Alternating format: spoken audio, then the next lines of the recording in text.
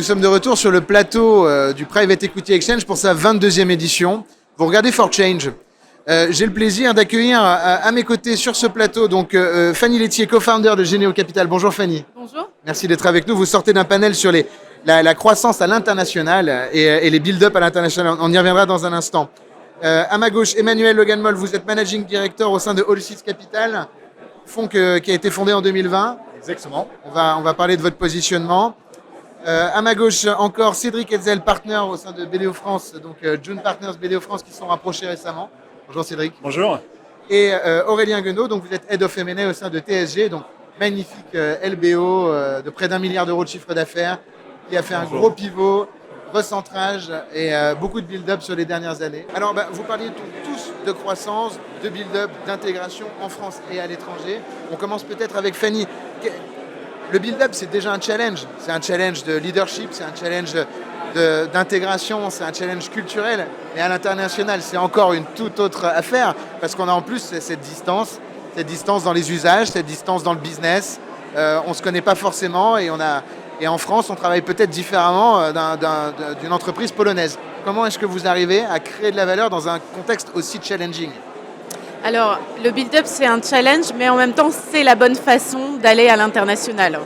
Aller à l'international par la création de filiales ou par l'export, c'est d'abord être loin du terrain. Et ensuite, ça prend beaucoup de temps parce que finalement, vous partez de nulle part. C'est comme si vous recréiez une entreprise à partir de rien. Alors que recourir à l'acquisition, en réalité, c'est acquérir une entreprise qui a déjà une marque, une existence de marché, des fournisseurs, des clients, des salariés en place et tout un écosystème de partenaires. Et puis c'est aussi l'acceptation que immédiatement vous êtes allemand, immédiatement vous êtes anglais, immédiatement vous êtes américain. Et on sait qu'aujourd'hui, dans le contexte malheureusement de plus en plus protectionniste que l'on connaît, eh bien c'est très très important d'avoir ce caractère finalement multilocal. Donc je dirais, hormis sur les destinations où il n'y a pas de cible, par exemple l'Afrique, où là il n'y a pas d'autre choix que l'export ou la création de filiales, c'est quand même la façon d'aller le plus vite. Alors comment on accompagne nous les entreprises là-dessus ? D'abord c'est la définition de la bonne stratégie. Pourquoi faire ? Est-ce que c'est parce qu'il y a de meilleures marges ? Est-ce que c'est parce qu'on va aller chercher d'autres clients ? Est-ce que c'est finalement parce qu'on va y trouver de l'innovation ? Ensuite, c'est où ? Parce qu'il faut qu'on apporte quelque chose. D'abord, il faut être numéro 1 en France. On ne va pas à l'international si on n'est pas leader sur ce marché. On a un socle fort et ensuite on y va. Exactement. Et ensuite, qu'est-ce qu'on va apporter sur le marché considéré ? Parce que peut-être on apportera quelque chose en Inde et peut-être qu'on n'apportera pas grand-chose en Allemagne. Et vice-versa. Et donc, il faut vraiment être granulaire. Mais ensuite, je pense que les deux sujets sur lesquels on aide le plus, c'est d'abord l'attractivité M&A. Parce que pourquoi une entreprise étrangère se vendrait à une entreprise française ? Il faut savoir documenter son projet et expliquer en fait en quoi on va augmenter les entreprises acquises. Et puis ensuite, travailler vraiment et très en amont, avant même le lancement du process, la vision de l'intégration. Qu'est-ce que ça veut dire sur la composition du board ? Qu'est-ce que ça veut dire sur l'équipe de management ? Comment on va faire en sorte que les cadres clés des sociétés acquises se sentent partie prenante et n'aillent pas à la concurrence ? Donc finalement, c'est aussi tout le sujet de la structuration du capital, du partage de la valeur pour les managers clés, mais aussi pour l'ensemble des salariés. Merci Fanny. Aurélien, Fanny nous parlait à l'instant en fait le build-up, certes c'est compliqué, mais ça reste une entry stratégie super intéressante. Vous, chez TSG, vous faites que de la croissance externe ou vous faites aussi parfois de l'organique quand vous allez à l'étranger ? Non, on fait beaucoup. On a une grosse croissance organique. Pour nous, on a l'habitude de dire que le M&A, c'est un accélérateur de croissance. C'est-à-dire qu'on fait à peu près un tiers de notre croissance via le M&A, mais on a quand même 2 tiers de notre croissance qui est de la croissance organique. Le M&A, ça nous permet surtout d'accélérer. C'est-à-dire qu'il y a certains pays où contrairement à Fanny, on a tendance à faire du M&A dans les pays où on est déjà présent. Mais où on a des besoins de compétences, besoin de renforcer nos équipes, et c'est un moyen d'accélérer, d'accompagner nos clients plus rapidement dans leur transition énergétique, avec l'installation de bornes de recharge électrique, de plus en plus avec les panneaux solaires également. Et le fait de faire du M&A fait qu'on va pouvoir prendre une part plus importante des contrats avec eux et de les accompagner plus rapidement. Il faut dire que pour nos auditeurs, il y a quand même des industries dans lesquelles l'organique marche mieux que d'autres. Vous vendiez des pompes à essence il y a 10 ans et Exactement. aujourd'hui, vous êtes des acteurs de la mobilité durable. Donc forcément, effectivement, il y a un pivot, il y a toute une stratégie derrière qui permet d'évoluer dans un marché de rêve par rapport effectivement, surtout à là d'où vous venez. Donc, croissance organique et en tant que booster, le cas échéant, de façon chirurgicale, le M&A qui vient. Exactement. Parfait. Emmanuel, justement, vous avec Allseas, c'est le positionnement du fonds, l'international. C'est votre positionnement. Allseas, c'est dans le nom. Vous l'avez monté en 2020.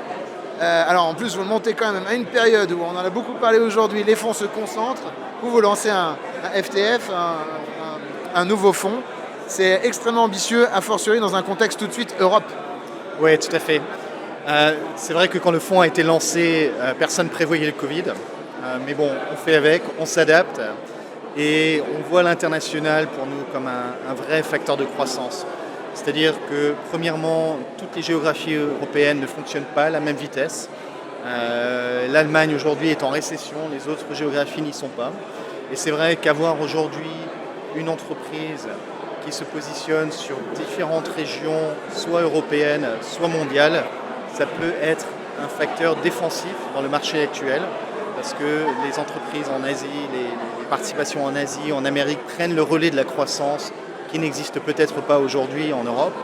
Mais ça peut aussi être un facteur offensif, dans le sens où quand on réfléchit à notre cycle d'investissement, on sait très très bien qu'avoir une entreprise, un champion national va intéresser une certaine typologie de fonds, mais qu'avoir un champion européen ou un champion international va intéresser une catégorie différente de fonds. Et donc, en portant ma casquette d'investisseur, on voit aussi ça comme un facteur d'aide à la sortie et de création de valeur, et on parle de valeur d'equity. Votre meilleur success story en termes justement de plateforme de développement européenne là, depuis la création?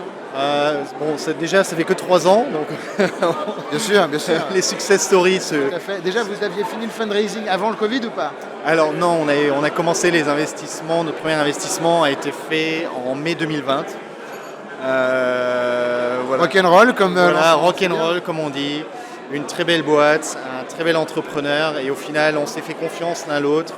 C'est une entreprise, c'est une chaîne d'opticiens qui a plus de triplé de taille en 2 ans et demi. On les a beaucoup aidés.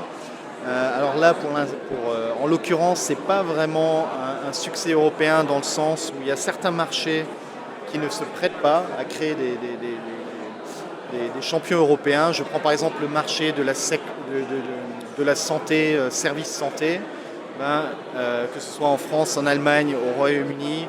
Les systèmes de remboursement sont très différents. Et donc, au final, se dire que je vais prendre une entreprise anglaise et je vais créer un champion européen dans le service de santé à la personne, au final, ça n'apporte pas de valeur. Même si, je crois qu'il y a eu des trucs dans les labos, il y a eu des trucs dans la radio, il y a un peu de trucs dans les vétos. C'est vrai, non, c'est tout à fait vrai. Mais ça ne s'applique forcément pas partout, vous avez raison.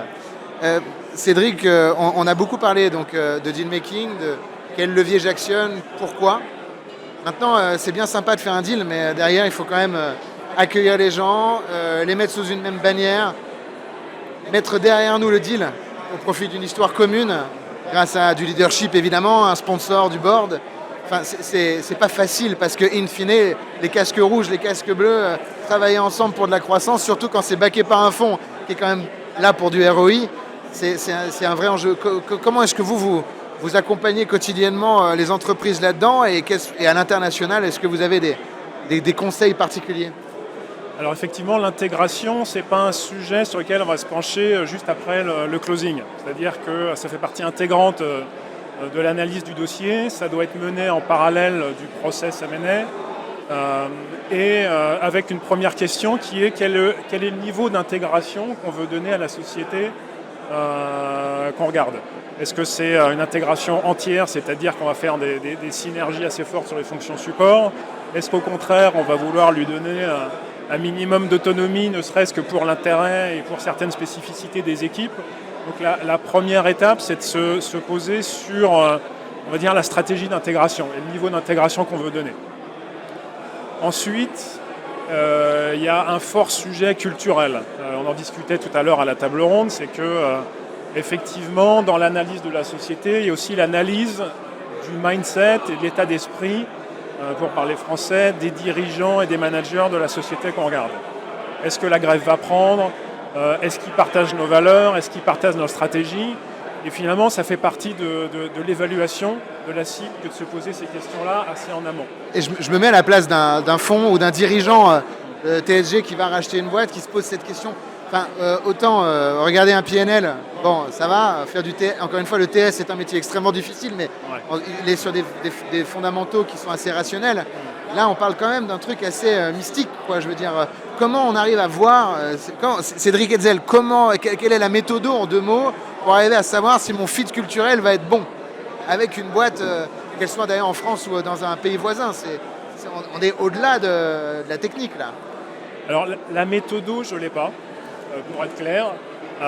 Après, ce qui se passe, c'est que les process M&A sont suffisamment longs, avec suffisamment d'échanges avec les parties prenantes, pour avoir, alors on peut se tromper, mais en tout cas pour avoir un avis quand même suffisamment éclairé sur l'état d'esprit et la qualité du management en face.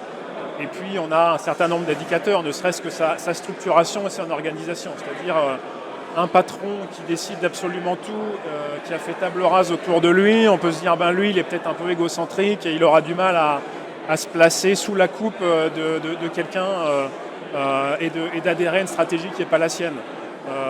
À l'inverse, quelqu'un qui s'appuie sur des équipes très staffées, qui fait confiance, qui délègue, qui sait manager, qui sait faire monter les gens dans l'organigramme, sera plus probablement quelqu'un de confiance. Peut-être je peux juste rebondir là-dessus, parce qu'on en a parlé au panel juste à l'instant. C'est vrai que quand on pense à l'intégration, l'aspect culturel est vital et important. Et je dirais que l'aspect culturel va dans les 2 sens. Ce n'est pas seulement la maison mère qui va intégrer la filiale, mais ça va être aussi la filiale qui va intégrer la maison mère. Et donc les aspects, ça va être le manager, le CEO, est-ce qu'il va prendre en compte la culture locale et vraiment faire un effort pour devenir allemand une semaine par mois et vice-versa, que le manager local devienne français une semaine par mois. Je pense que l'objectif d'intégration totale, et on parlait d'Airbus tout à l'heure, je ne sais pas si c'est un très bon exemple, mais de dire je vais prendre une boîte française, je vais la mettre en Allemagne et ça va rester une boîte française, ça ne va pas fonctionner. En fait, la culture va dans les 2 sens et il faut qu'il y ait vraiment du donnant-donnant.